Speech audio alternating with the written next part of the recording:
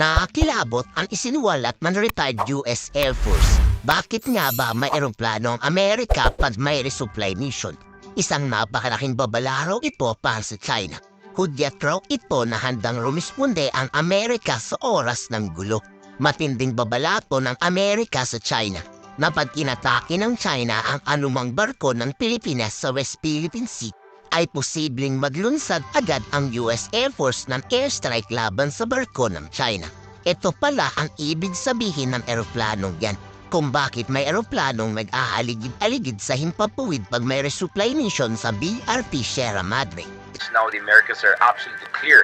If Filipino aircrafts, vessels, or soldiers come under attack in the South China Sea, not vaguely in the Pacific, but in the South China Sea, that will be covered by the Mutual Defense Treaty by the United States. And that's particularly important in light of what has been happening over the past few days. The Philippine Coast Guard accusing China of harassing them, and the harassment by the Chinese Coast Guard actually was caught by a number of journalists who were accompanying the Philippine Coast Guard. And a few months ago, you had a Chinese warship. Ito rin siguro ang dahilan bakit ayaw magpadala ng Pilipinas ng barkong pandigma ng Philippine Navy sa West Philippine Sea.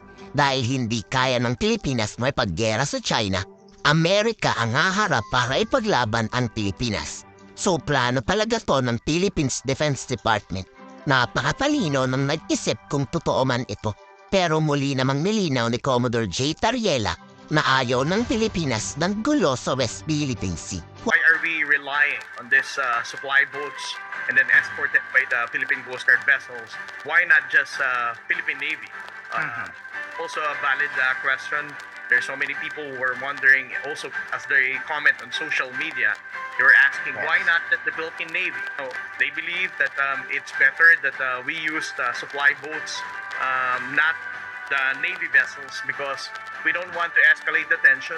We don't want to provoke anybody, whether it's China or any other claimant states. We want to show the world that we are in alignment with the regional norm of not militarizing the dispute, and we're not also going to violate any provisions that would say that we are still using military or Navy vessels in supporting our resupply mission. Nasa Amerika ngayon ang pamulo ng Pilipinas. Pero ang pinakakaiba sa working visit na gagawin ni PBBM, ipinapatawag to sa US Indo-Pacific Command Headquarters sa Hawaii. Pero bakit at ano ang plano ni PBBM? Bakit pupunta ang Pangulo ng Pilipinas sa pinakamalaking daungan ng barkong pandigma ng Amerika? Sobrang hinala talaga ito. It's rare in general for a head of government, head of state in this case, no? The president is both a head of government and head of state, to visit the headquarters of a military command in this context, sa Indo-Pacific pa.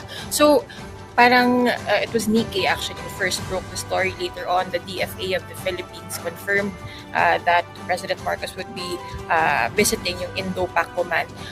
Nikkei noted that it was quite unusual diplomatically for a head of state to visit a command of the US military. But then you have to understand the context of this visit. No? Parang during that trip, he went to the Pentagon. Yung headquarters ng Defense Department ng United States. He was given full honors, and during that or after that meeting with the Defense Secretary Lloyd Austin of the United States, the Philippines and the US announced yung guidelines to cover that governs the MDT, to clarify certain points. That was one thing that Marcos and his defense chiefs had been talking about, that there is a need to clarify, especially given the tensions in the South China Sea, which also Marcos mentioned during yung Filipino community gathering kanina sa San Francisco. Pahapyaw lang na mention, actually sabi niya, meron po tayong problema sa South China Sea. Talagang hindi magpapatalo si PBBM sa gulo sa West Philippine Sea. Kayo, pabor na pabor ba kayo sa aksyon ng ating Pangulo?